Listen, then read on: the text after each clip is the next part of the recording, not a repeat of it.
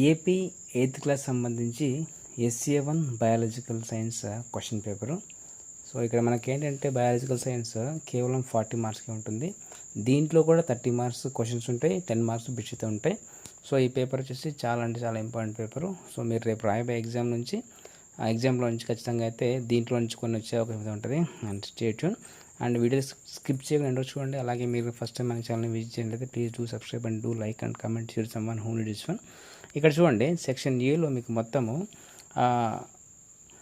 5 మార్క్స్వి 3 ఉంటాయి. సో 3 5 15 అది చూసుకోండి.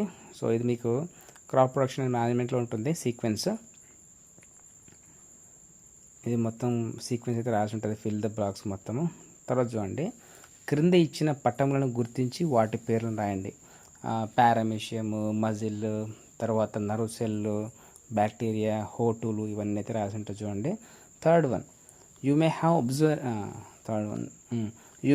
Observe that below micro organism under the microscope while doing the experiment with spoiled bread. It's Rhizopus అనమాట.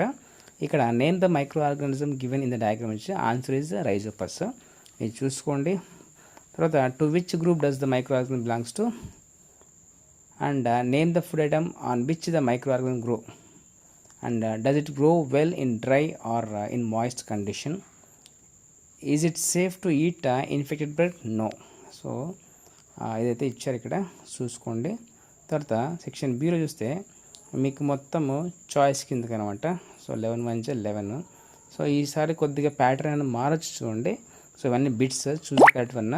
So మీరు ఏం చేస్తారంటే మీ వర్క్ బుక్లో ఉన్న లెసన్స్ ఉంటాయి, మీకు ప్రతి లెసన్కి బ్యాక్ సైడ్ మీకు ఉంటాయి bits, choose the correct one, textual bits ఉంటాయి, అవి కూడా చూసుకోండి.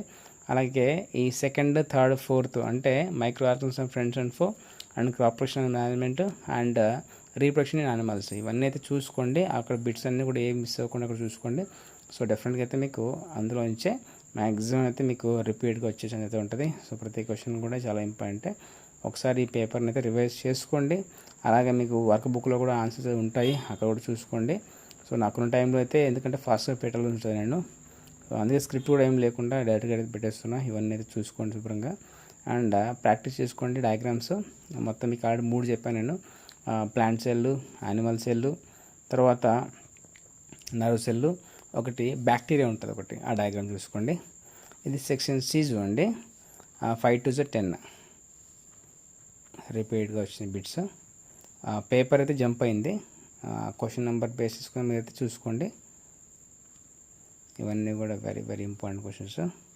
మీకు ఇంకా ఏమైనా కావాల్సి కనుక కమెంట్ చేయండి. సో వాటిని కూడా మీకు ఇచ్చే ప్రయత్నం చేస్తాను.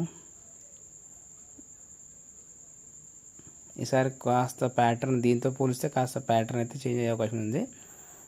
స్టేట్ అనమాట. ఉన్న పేపర్ అయితే నేను పెట్టేస్తాను, మీకు ఇంకా ఏమైనా అవసరం అయితే కూడా నేను పెట్టేస్తాను. ఇప్పుడు ప్రస్తుతానికి అయితే ప్రాక్టీస్ కూడా చూసుకోండి ఇవన్నీ questions.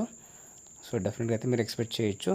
And stay tune for more updates and please do subscribe and do like and comment, share someone who needs one, and thank you so much for watching video.